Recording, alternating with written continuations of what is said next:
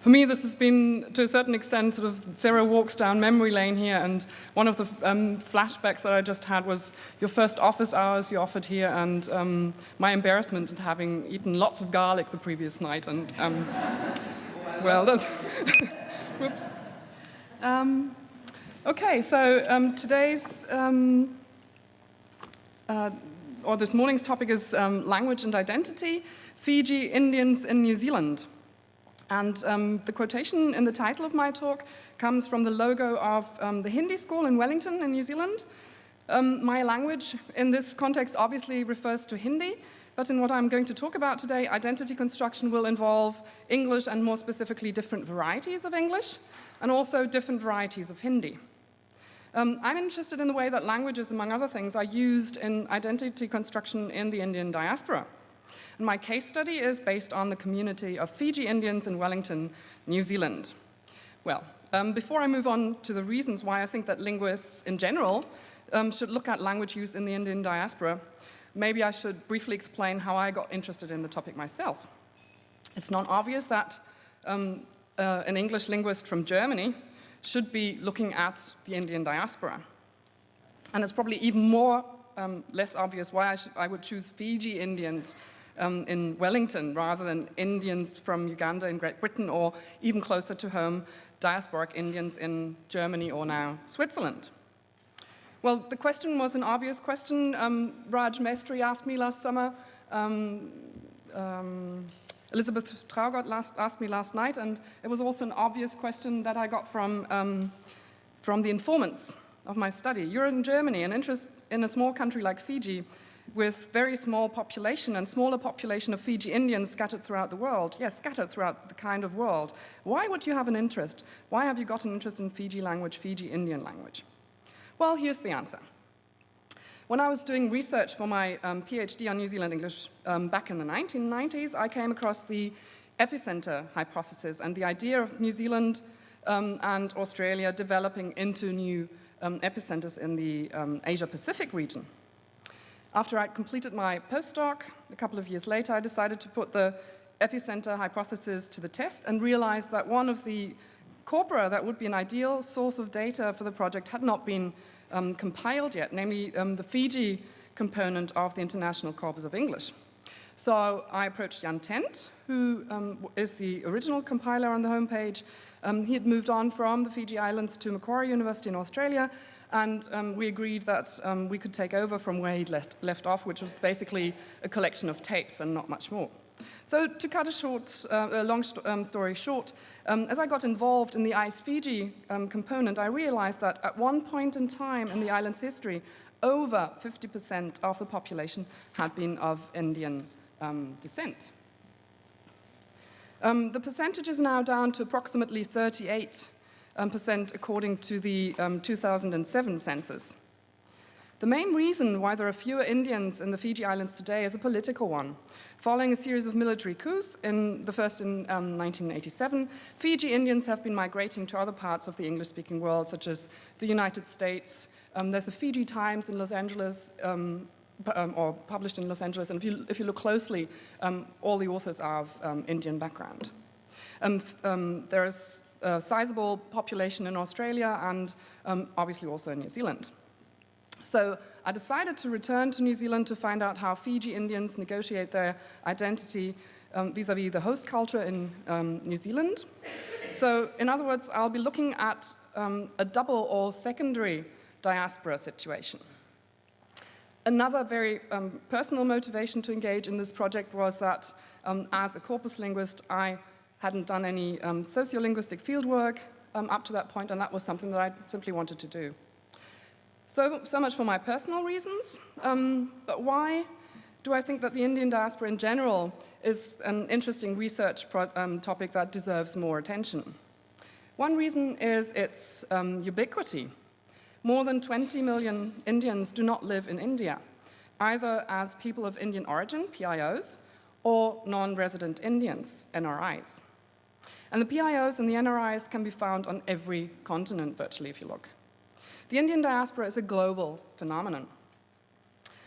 And the Encyclopedia of the World's Minorities points out that, and you find the quotation here, members of this diasporic population typically view themselves as ethnic others in their countries of settlement, reworking traditional forms of social custom, religious engagement, popular culture, and linguistic affiliation through collective interaction with their host societies.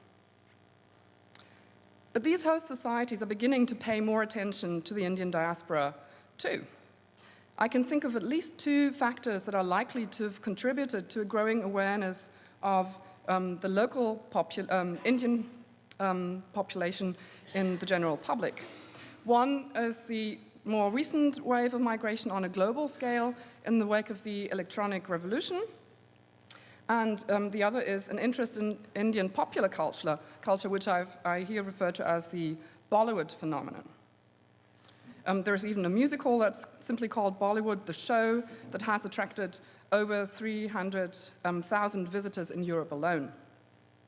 Bombay Boogie Nights must be an extremely popular pastime of a lot of Germans and Swiss. And a Google search for these kind of dance events on German and Swiss web pages alone produced well over 50,000 hits. So these are some of the ads that you get there. There's also a growing interest in the Indian migrant community in New Zealand. More or less simultaneously with my arrival in Wellington last year, what might be called a coffee table book about Indian settlers in New Zealand was published. It's based on the author's PhD thesis. It was released for the Diwali festival in November, and Diwali celebrations themselves are another cultural phenomenon that increasingly attracts non-Indians in the countries where they're being celebrated. Lecky's book looks at the history of Indian settlers that arrived directly from India, a migration movement that goes back to the colonial days. I will be looking at much more recent arrivals, but the different levels of migration directly from India, from Indian diasporic communities, different temporal or diachronic layers of migration add some spice to the topic, as you will see. As far as scholarly treatments of the Indian diaspora in general are concerned, literary works have received incredibly wide recognition. We just have to think of authors such as Salman Rushdie or V.S. Naipaul, for instance. Probably less well-known is Jacob Rajan, a New Zealand Indian, whose play about a corner dairy was a great success at the 1999 Edinburgh Fringe Theatre Festival. The Indian diaspora has been looked at by historians, sociologists, psychologists, anthropologists, and even economists. Surprisingly, however, the linguistics of the Indian diaspora has so far been given relatively little attention. A lot of the previous research focuses on the development of Indian languages in the diaspora situations, for instance, Bartz and Siegel, or the work by Mugla and colleagues, to name a few. Studies on the sociolinguistics of the Indian diaspora are often difficult to access because some of these studies were never published. Gambia and Shamim, for instance. One major exception is the Indian diaspora in South Africa. Mestry's work is also exceptional because it does not only focus on Bhojpuri Hindi, that's his 1991 book, and sociolinguistics aspects of language contact, but he also describes the local contact variety of Indian English. And as we saw in the first plenary, and this is where we're coming full circle in a way, the ongoing developments in this variety.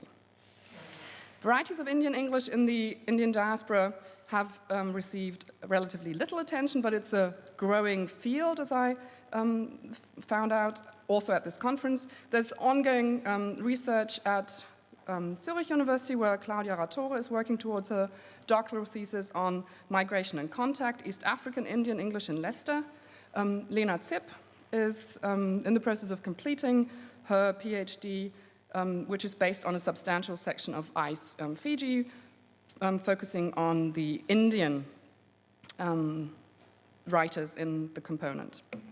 And Devani Sharma told me that she's collaborating with Ben Rampton and Roxy Harris on English across generations in a London Punjabi community, and there are a couple of PhDs that were completed very recently where people have looked at British-born diaspora Indians in the UK. In the remainder of my talk today, I will briefly give you some background information on the Fiji-Indian diaspora. I will then move on to describe the data that I collected during my stay in Wellington. And as pointed out initially, I'm interested in identity construction through language. So in part 4 of the paper, I'll be looking at discursive identity construction and the role that language is perceived to play. So issues such as labeling, reported language use, and attitudes towards the varieties of Hindi and English will come to play. And from there, if I have time, I will move on to a first, mostly impressionistic description of English in the Fiji-Indian diaspora in New Zealand. So, for the historical background of the Fiji-Indian diaspora. Indians who migrated to Fiji are largely part of the so-called second or colonial diaspora. Historians, for instance, Lal in 2006, distinguish 3 phases. The first diaspora, which refers to the trading movements of Indian merchants up to the beginning of the 19th century, and the third diaspora, which is the post-war migration of professionals, that's still in full swing. And the Fiji Indians are part of the second diaspora, which set in after the abolition of slavery when large numbers of Indians were recruited as indentured laborers to work on the tea, cotton, and sugarcane plantations, not necessarily to replace the freed slaves, as in the case of Fiji, where there were no slaves previously. This recruitment did not always happen on a voluntary basis, and working conditions on the plantations were very close to slavery. The contract or agreement that the laborers signed came to be referred as girmit, from agreement, and the indentured laborers referred to themselves as girmityas. Migration of indentured laborers to the Fiji Islands started relatively late, so it's one of the very recent colonial diasporas, namely in 1879.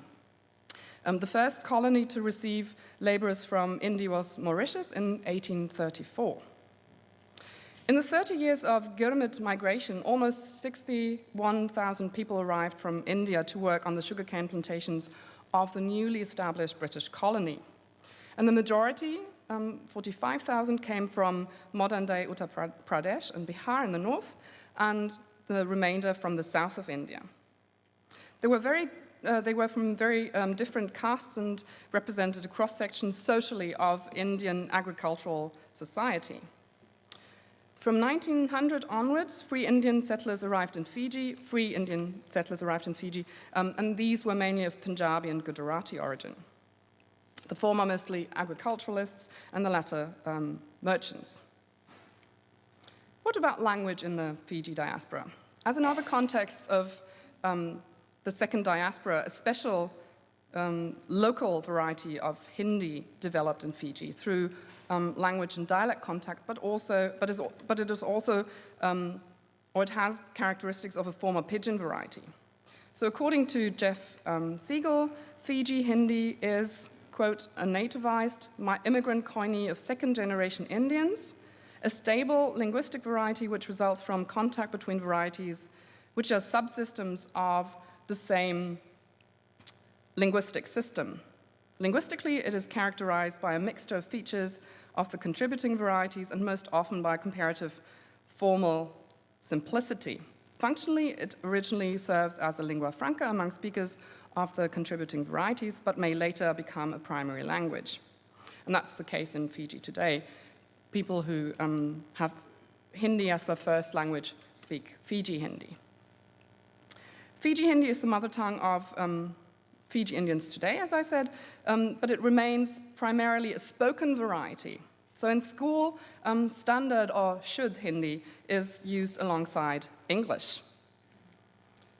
And Shamim comments on this problematic situation. Despite the provision for mother tongue instruction, which technically should mean Fiji Hindi, Indo-Fijian children are mainly taught in Shuddh Hindi for the first 3 years.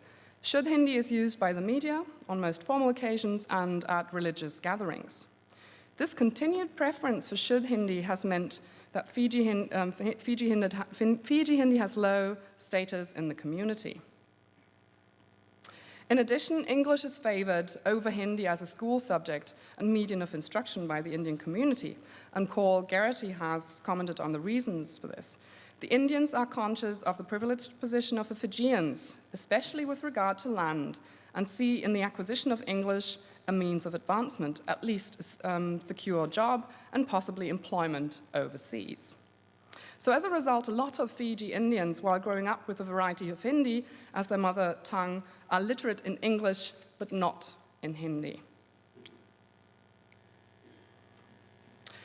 In the quotation from the Encyclopedia of Minorities, I pointed out that there was a little bit of reference to religion in the diaspora. So religious practice in the Fiji diaspora is a really important thing. And this relates to the Hindu religion in this case. Because caste distinctions were difficult, if not impossible, to maintain, wandering preachers in the colonial days advocated a more egalitarian religious philosophy, and they gained influence with the locals. They helped establish a new organizational form of worship, namely small groups that sang from the Ramayana, a central Hindu religious epic. And these groups are called Ramayana Mandalis. As Kelly, in the introduction to the story of the haunted line, an eyewitness report by a Girmitya in Fiji points out, quote, Hinduism was not simply maintained by some in Fiji. It developed its forms in the local conditions, end of quote. And this religious practice is still maintained in the secondary diaspora of Fiji Indians, for instance, in New Zealand. And for the Hindus in the community, it is very much a central aspect of being a Fiji Indian, as opposed to being simply an Indian. So one comment from an informant here says, like you came to that session on Tuesday, that's very much a Fiji style. They don't do that in India. They don't have the small groups functioning as a religious group. And that's very much a Fiji thing. And the book we were reading, which is Ramayana, it's the way we sing. We get together as a group and we read and sing the Ramayana. That's not how they do it in India. Even though the book came from India, it's how our grandparents, when they came to Fiji, and I suppose at that time, they were all getting together in the evenings after a hard day's work. They would get together in the evenings. Instead of just talking about things, they had this book to read, and so that's where the group aspect is strong. What about some post-indenture developments? After the end of the indenture system, Indians often remained in Fiji, farming the land they leased from the Fijians. The original colonial land policy ensured that 83% of all land in Fiji remained in the hands of the Fijians, making land ownership of Indians in Fiji next to impossible. Fiji became independent in 1970, but racial tension led to the initial coup in 1987, which directly opened up the sluices of Indian immigration from Fiji. Another coup in 2000 ended the first and somewhat controversial multi-ethnic government headed by the first Prime Minister of Indian descent. And then following the 2006 general election, there was yet another coup in Fiji, and allegedly as a response to the 2000 coup and its aftermath. So the problem here is that the political situation in the country remains precarious, especially for the Indian part of the population. And in addition to the political instability and continuing racial tensions, the fact that a lot of land leases to Fiji Indians are currently running out, and that the terms of renewal are often unacceptable to the Indians, that's another factor that contributes to the further exodus of Indians from Fiji. In the Encyclopedia of the Indian Diaspora, the current situation is summed up as follows, and you find the quotation on the slide. After more than a century, Indo-Fijians still struggle for political equality in the land of their birth. They deeply felt, but their deeply felt but often unacknowledged need of the human soul to belong, to have a place of one's own, to be rooted, is denied them. How long, they ask, should a people live in a place before they're allowed to call it home? From immigration to emigration, that may in time come to be the epitaph of Fiji's Indo-Fijian community. So what about the secondary diaspora, in this case in New Zealand? Since the 1987 coup, more than 120,000 Indians left Fiji for Australia, New Zealand, the US, and Canada. Obtaining accurate statistics on the size of the Fiji-Indian diaspora is somewhat difficult because the census data tend to list people as Fiji-born and do not give additional information on the ethnic background of those who emigrated from Fiji and who might be sort of New Zealand-born, Australian-born, and so on. In addition, the second generation, so that's why the second generation Fiji-Indians do not really appear in the statistics. In the self-identification part of the census in New Zealand, Fiji-Indian or Indo-Fijian are not provided as labels. You find some statistics here that you might briefly look at.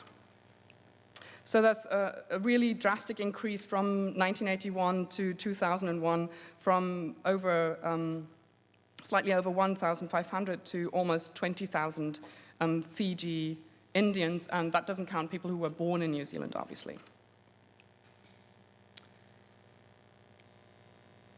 The data for my study come from a series of interviews that I conducted with first and second generation Fiji Indians in Wellington. My initial contact in the community was the coordinator of the local Hindi school. So my daughter and I attended Hindi school on Sunday mornings regularly while we were in the community, and the Hindi school coordinator took me along to a prayer meeting at a private house, one of those Ramayan mandalis.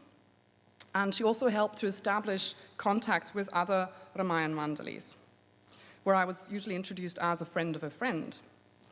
I asked people whether they'd agreed to give me an interview, and these interviews were conducted either at people's homes, their workplace during lunchtime, for instance, sometimes at my office at Victoria University, or people would visit me in the evening at my place. We would have something to eat together and then do an interview afterwards.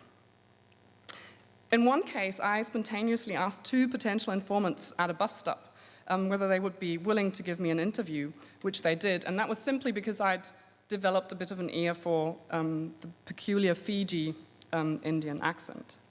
People were either interviewed in pairs or sometimes in groups, and most of the interviews were actually one-on-one interviews. And these ranged in length from 30 minutes to about 2.5 hours. That was a very lively group in particular. And in total, I recorded 23 interviews and a total of approximately 30 hours.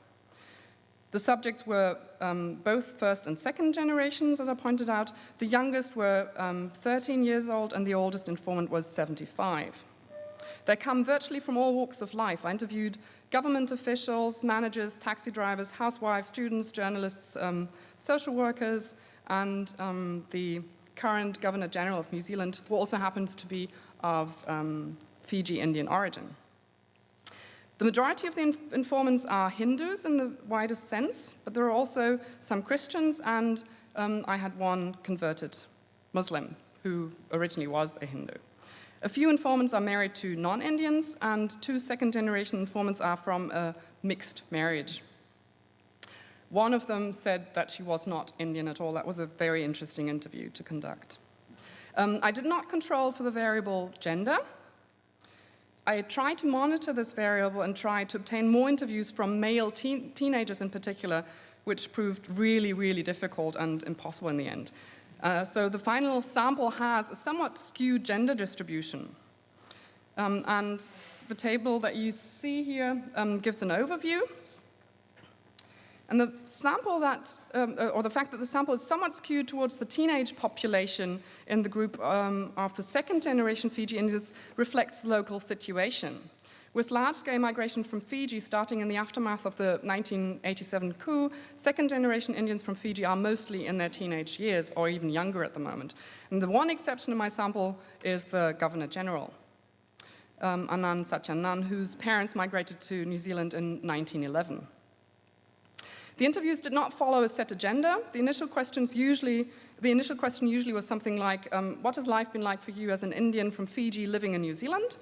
And the purpose of the interviews was twofold. On the one hand, I wanted to obtain information on the issues of labeling, language use, attitudes towards English and Hindi, and so on. I also collected background information on people, and the other purpose was simply to get people to talk in English. A previous study by Shamim had established relatively high but declining proficiency levels in Fiji Hindi among Fiji-born teenagers in the community. More importantly still, she found evidence of a declining use of Fiji Hindi in the home and predicted the imminent loss of Fiji and Shud Hindi in that community. At present, the situation seems to be that unless the individual or the community as a whole makes a conscious decision to maintain the language, Fiji Hindi proficiency will continue to decline, and almost certainly the language will not be spoken at all by the next New Zealand-born generation of Indo-Fijians in Wellington. And that's why we have the Hindi school there, and they say my language, meaning Hindi, my identity. Shamim collected her data in 1991 and 1993. And even though my study did not attempt to validate her results, it was obvious that the youngest children at Hindi school, while probably maintaining a good level of passive knowledge, were struggling even with simple utterances like the Hindi equivalent of, I'm a boy, my name is. Let's move on to the discursive construction of identity.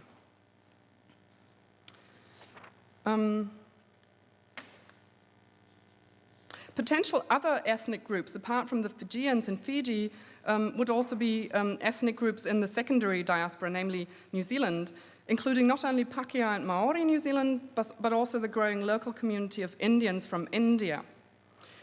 The number of India-born Indians in New Zealand has more than doubled between 2001 and 2006, from around 20,000 to a bit over 40,000.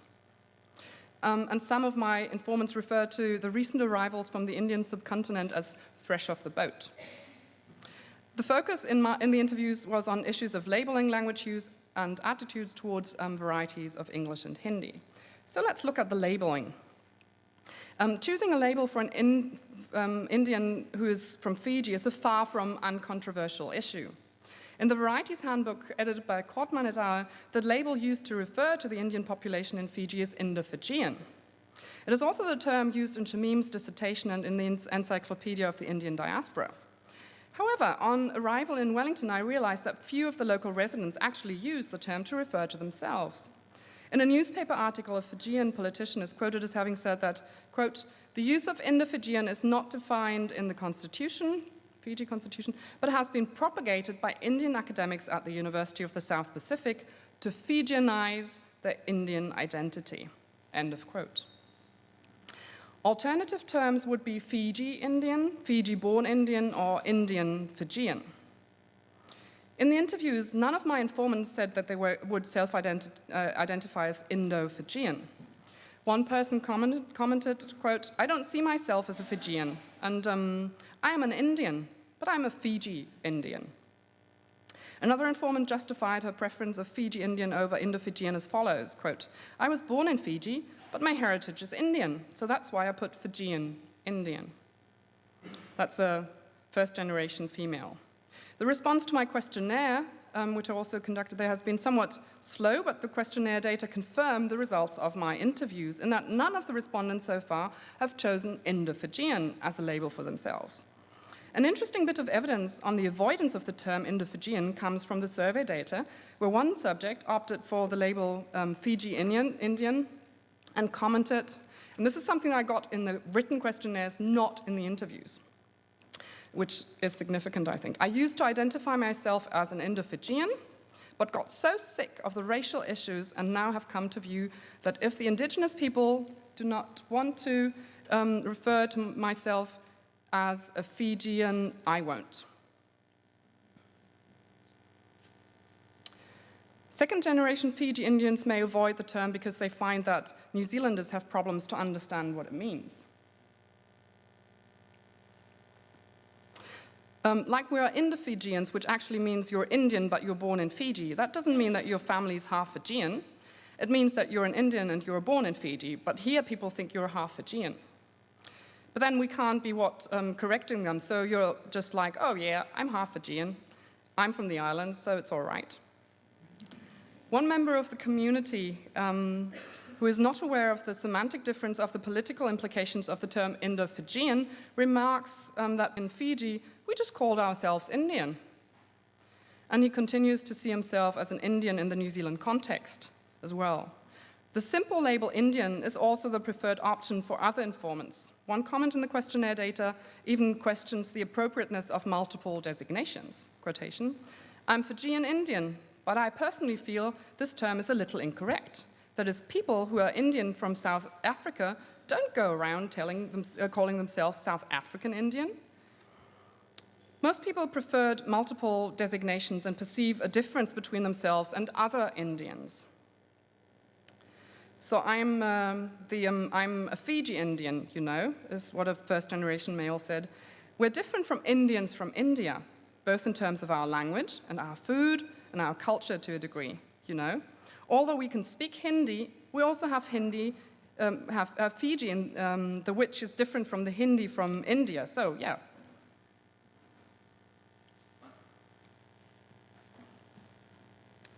There's also the experience of being othered by Indians from the subcontinent. Quote, "They have like a different perception of us, like you're not really an Indian because you're from Fiji, which I've gotten into some fights because of that, because there was a girl on my bus who was from India, who was born there, and she lived in New Zealand now. And she tried to tell me that I wasn't really Indian. So she tried to tell me that I wasn't Indian, and then I told her that I could speak my language, and I could read it and everything, so I must be. And my parents are both Indian, and my grandparents are Indian, and like I'm fully Indian-blooded and everything, and she still tried to tell me that I wasn't, just because I was from Fiji." That's a girl in her late teens. People who do identify as Fiji Indians are dissatisfied with the fact that an appropriate choice is not necessarily provided in the New Zealand context. So there's no labels that you can choose in the census data. And I think I'm going to skip that. In the secondary diaspora, labeling is obviously further complicated by the fact that people might want to include the additional New Zealand component into their identity. Possible labels would be Indo-Kiwi, Kiwi Indian, or Fiji Indian Kiwi. I mean, you can be creative here. In the survey data, the label Fiji Indian Kiwi was the only compound designation that a small minority opted for. So it's obviously a bit too much. For some people, the Fijian part of their identity is dropped in favor of the Indian component in the new home country. One person said, "I'm either Fiji Indian or I'm an Indian New Zealander." That's a first-generation male in his 40s. An alternative was to be a New Zealander of Fiji Indian background. And that's what you get here. "I'm a New Zealander of Fiji Indian background, you know. I'd be very comfortable with that. I hold a New Zealand passport. I'm a New Zealand citizen. I have contributed the last 20 years to this country, so I am a New Zealander in every respect of the word. But I am of Fiji Indian background, and I'm very proud of that." The same informant is most comfortable with simply a Kiwi identity, partly also because of racial issues involved in a mixed migrant community. I think there is a degree of stereotyping that happens in this country, and that is, I think we can't do much about that. When somebody asks me where I'm from, I mean, I don't have any problem saying that I'm from Fiji. That's where I come from. New Zealand is my home now, and I qualify that, and I have lived here for 20 years, and some of the people who ask this question are themselves foreigners, and invariably they may not have lived here as long as we have. But there seems to be an agency in themselves to ask the question, because to a degree, I believe they feel uncomfortable when somebody has lived here longer than they have. So this is the white migrants versus non-white migrants issue. Because they would like to associate themselves as being more Kiwi than we are, simply because they happen to be white and they happen to have lived in the country for 10 or 15 years. And I have similar things commented on by other people, which I will have to skip for time constraints. For the second generation Fiji Indians, being a New Zealander is obviously an important part of their identity because they are New Zealand born. One strategy to negotiate this is to differentiate between the parents' background and one's own background.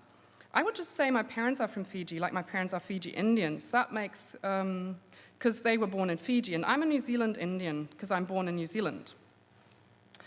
To a lot of second-generation Fiji Indians, the New Zealand identity is so secure that some of them would not use it on its own, but would always use it in conjunction with their Indian background. So they have to emphasize the Indian bit more than the first generation for whom the Indian part is really secure. Like if you say, oh, I'm a New Zealander, I feel like I'm not being true to myself, because who I think I am is, I'm never going to say that I'm a New Zealander without mentioning that I'm Indian.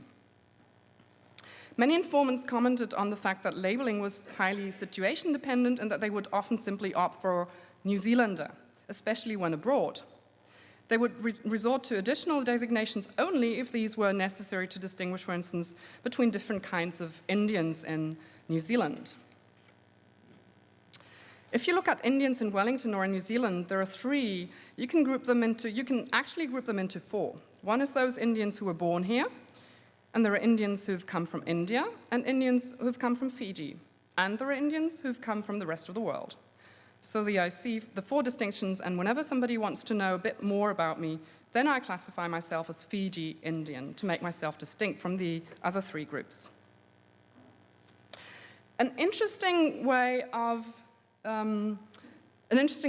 of the labeling dilemma was mentioned by an informant who does social work in Wellington, a context in which a lot of her clients are Pacific Islanders, and she has discovered this label as a useful one. So sometimes she just says, I'm a Pacific Islander. And I'm not going to read the whole quotation. So the label Pacific Islander could theoretically encompass both the Fijian and New Zealand background of my subjects. After all, New Zealand is an island country in the South Pacific. But Pacific Islander remains a theoretical option for Fiji Indians in this inclusive sense, because Australians and New Zealanders are typically excluded. In the New Zealand context, the labels typically apply to migrants from places like Samoa, Tonga, the Cook Islands, or Fiji. Interestingly, expanding its usage to include all New Zealanders was raised as an option in an exhibition on the story of the Pacific people in New Zealand at the National Museum. So New Zealand is a Pacific place in location and history, but do New Zealanders consider themselves Pacific Islanders? Do you? Come and decide for yourself. So maybe in the long run, Indian Pacific Islander would be a good choice for the Fiji Indians in New Zealand. Let's move on to reported language use. I mentioned earlier that a previous study had observed a declining use of Fiji Hindi in the community, especially among the teenagers. One New Zealand-born teenager I met even claimed that Fijians in Fiji had a better command of Hindi than she had. She said, even Fijian people know Hindi better than I do. A first-generation informant commented on the peer group influence on his sons to speak English and the fact that this eventually had an influence on language use at home. I've got two sons. They were very young when they came here, and therefore, well, they understand and speak Hindi. The method of communication, however, is English, and that's okay and not really a problem because 90% of the time they spend with their mates who are all Kiwi. So they try to account for the fact or explain the fact that a lot of the teenagers have actually switched to English as the main medium for communication. So informants speak about the inroads that English is making into their home, that 60% of the time English is the language used with children, and some of the younger first generation who were sort of in their pre-teens have told me that they speak English with their siblings. And this is something that you also find with some older first generation Fiji Indians, if they had initially had very little contact with other Fiji Indians in New Zealand. And they also comment on their use of English as sort of an important means to assimilate to the New Zealand context. An important context of language choice is the language people use in their private prayers. And a second-generation teenager reported that she would normally use English and Hindi only rarely. Sometimes I try and say it in Hindi, but I feel I can't express myself properly because I don't know the language as well. Obviously, attitudes towards Hindi are an important reason why people are switching to English. As Shamim found out, people make a distinction between spoken Fiji Hindi and proper Hindi. Other labels that were used in the interviews would be slang, pidgin, or broken Hindi. One woman even came up with an interesting myth on the origin of Fiji Hindi, namely that the Fijians were the key force in bringing about this variety of Hindi, which is not really the main driving factor here. That's what this quotation is about. Another person even thinks that Fiji Hindi is one of the reasons why the different Indian diaspora strands in New Zealand are not coming together in one Indian community, and that's really interesting. Actually, yeah, it sounds rude to the Indian from India. Yeah, and I think that's why here was this kind of separation, between Fiji Indians and Indian Indians, because they just saw us really slinging their language totally down to nothing and really breaking it down. And then also when we speak it really fast, I'm sure they can't understand. The low prestige of Fiji Hindi is given as a reason why Indians from India do not view Fiji Indians as fully Indian. That was also a relation to a previous quote I showed you. And one subject told me about her conscious attempt to imitate a local variety of Hindi when she visited India, because she didn't want to be othered by the locals. The negative attitude towards Fiji Hindi for some Fiji Indians even makes them use English around members of their own community. Quote, when she calls me, I hardly ever speak Hindi, I must say, because I think sometimes I'm just a bit embarrassed that I can't even speak proper Hindi. So this is among Fiji Indians who should be quite comfortable speaking Fiji Hindi. But for others, Fiji Hindi has a positive connotation of closeness that one would expect in a diagnostic situation. So this is what this quotation relates to. I do inquire whether the person is from Fiji. Then I would start speaking in Hindi, and I think with another Fiji Indian, I'm more comfortable speaking in Hindi. I think it's probably more about like you trying to be at the same level as the other person. So you want to converse rather than, well, I think when you speak in English to somebody who is from Fiji, you sort of feel that you're trying to not to be too friendly. It gets you closer, that's my feeling. And a second generation Fiji Indian even resents the fact that Fiji Hindi has such low prestige. And this is a young teenager. He says, I don't like it when people call Fiji Hindi slang, because it's not actually. It's just another language, I think.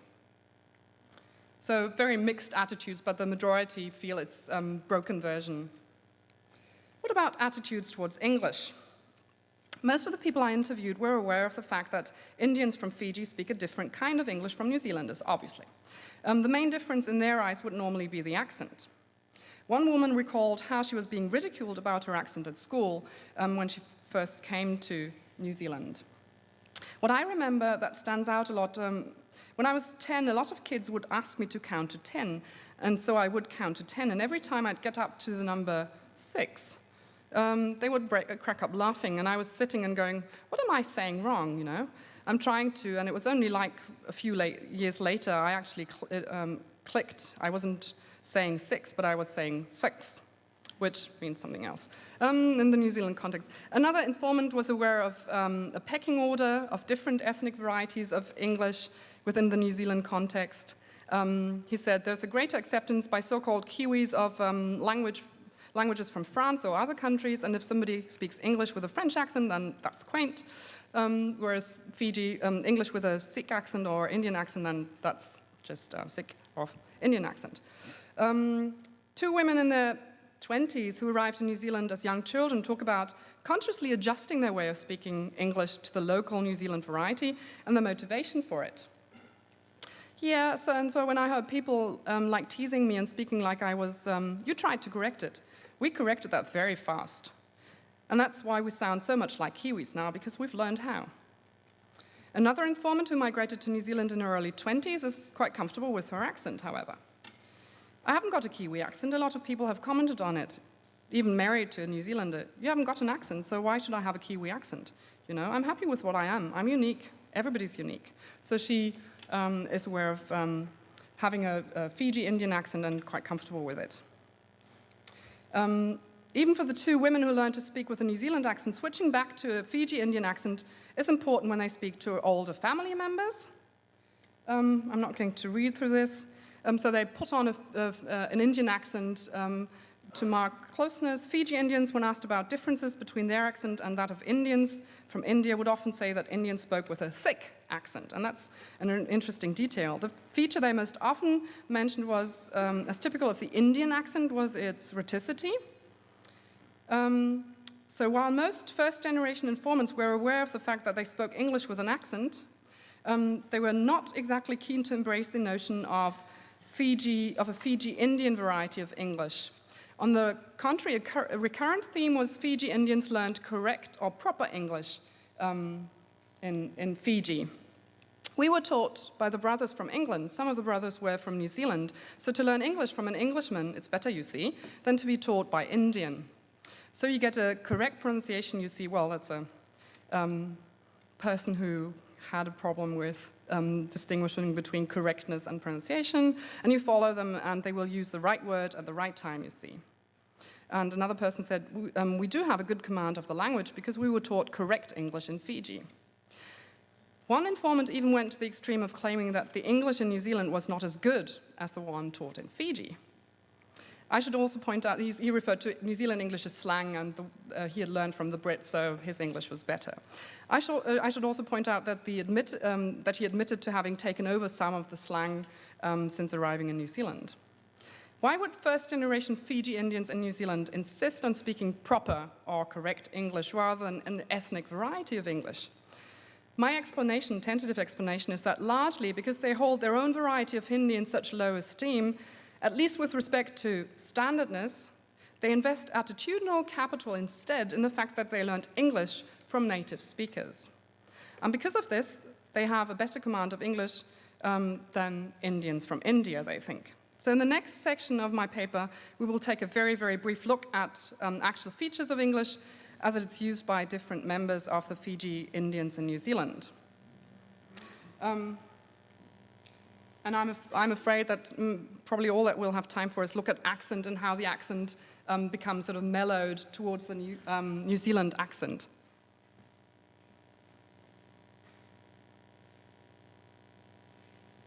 First generation male in his 50s.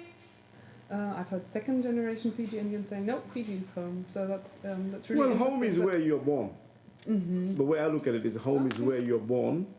And while India is our ancestral home, we were born in Fiji, and we can't deny that. So we grew up there. We have very pleasant and fond memories of growing up, of schooling, of education, of our parents thriving. So how can we not have also good memories of that country? We remember the rivers, we remember where we swam, we remember where we used to dive from the bridges, we remember swinging from the trees into the rivers. So Fiji is home. And anyone who says that, any Fiji Indian who says New Zealand is their home, I think is playing around with words a bit. Well, I'd heard so many other things by then. My younger brother and sister who I said were in Toronto, after their first coup, they actually both worked for the same company, an insurance firm, International Stewart Insurance Firm, and somebody from their office made a hoax call about something in relation to politics and in relation to the coup, and the whole office staff had been held. And my parents got so worried, these were the two youngest in the family, and they were packed up and sent to Canada. They were only about 18, 19, both of them, and they were sent off. And we were like, it was heart-wrenching to see them just sent off like that. And there were many people, whereas I think for us, when I was leaving, I wouldn't have felt the same as when my two younger siblings were leaving. I have very, very vague memories of it because, as I said, I was really young and I was only in like kindergarten at the time. Like I didn't really have the concept.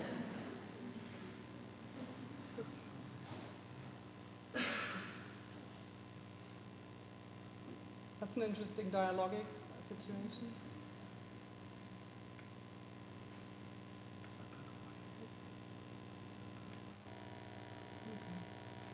So this is another first generation, but she migrated so young. I have very, very vague memories of it because, as I said, I was really young and I was only in like kindergarten at the time. Like I didn't really have any concept of what was going on. It wasn't until I was much older that I actually began to understand like the politics of it all and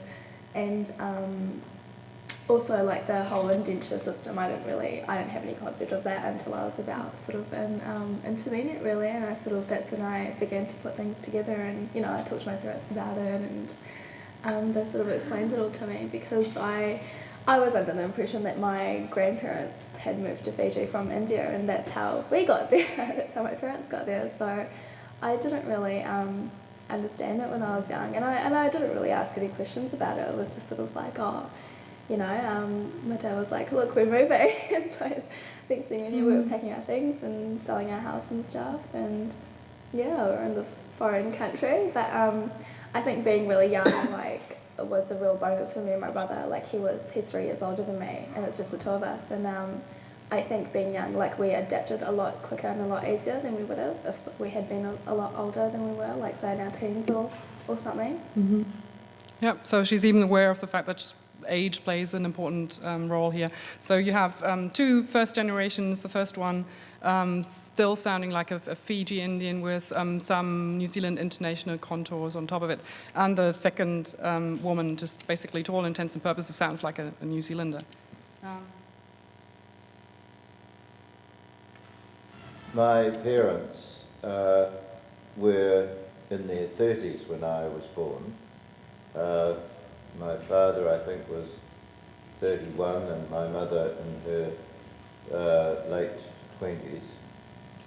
They had come from, they were both born in Fiji, and my father had come to New Zealand as a secondary school boy, had done secondary school, university, and remained here. We'll come back to that. He and my mother had had a semi-arranged marriage, and she had come in order to receive Karatani nurse training, and they were going to return to Fiji in 1939. He is the first Fiji-born Indian medical graduate, and she having married him. And to all intents and purposes, their family was going to be people of Fiji-Indian origin. There was never any question other than that. That was the Governor General, and I used this short extract to show that there is social variation among the people who are second generation New Zealand-born Fiji Indians,